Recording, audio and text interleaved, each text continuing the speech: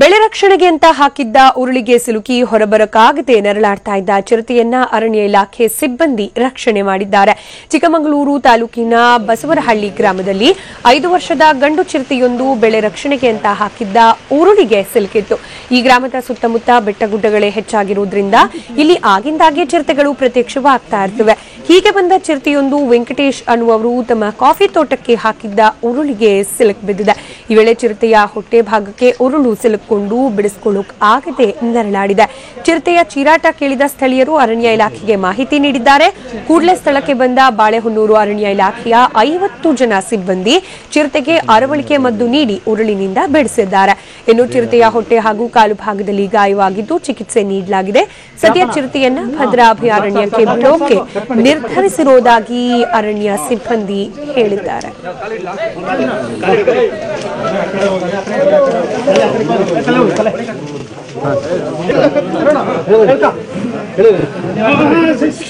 ಯಾರು ಕೊಡಬೇಡಿ, ಇದಕ್ಕೆ ಪತ್ರ ಗಟ್ಟಿ ಇಟ್ಕೊಂಡು ಗಟ್ಟಿ ಇಟ್ಕೊಳ್ಳಿ.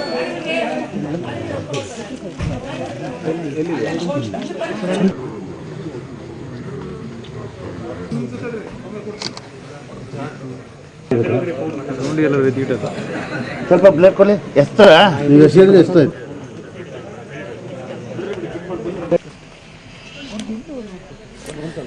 ದೃಶ್ಯದಲ್ಲಿ ನೋಡ್ತಾ ಇದ್ದೀವಿ. ಉರುಳಿಗೆ ಸಿಲುಕಿ ಗಾಯಗೊಂಡದ್ದ ಚಿರತೆಗೆ ಅರಣ್ಯ ಸಿಬ್ಬಂದಿ ಹಾಗೆ ಅಲ್ಲಿನ ತಜ್ಞ ವೈದ್ಯರು ಚಿಕಿತ್ಸೆಯನ್ನ ನೀಡಿ ಅದನ್ನ ಸುರಕ್ಷಿತವಾಗಿ ಮತ್ತೊಮ್ಮೆ ಕಾಡಿಗೆ ಬಿಡೋಕೆ ಇನ್ನು ವ್ಯವಸ್ಥೆಯನ್ನ ಮಾಡಿರೋದು.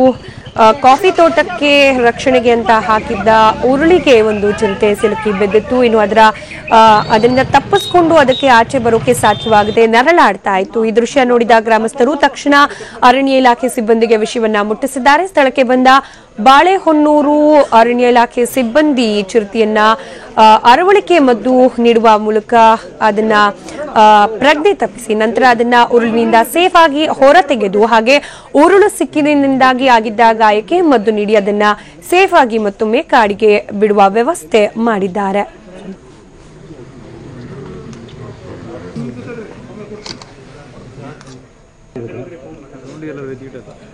ಸ್ವಲ್ಪ ಬ್ಲೇಡ್ ಕೊಡಿ. ಎಷ್ಟು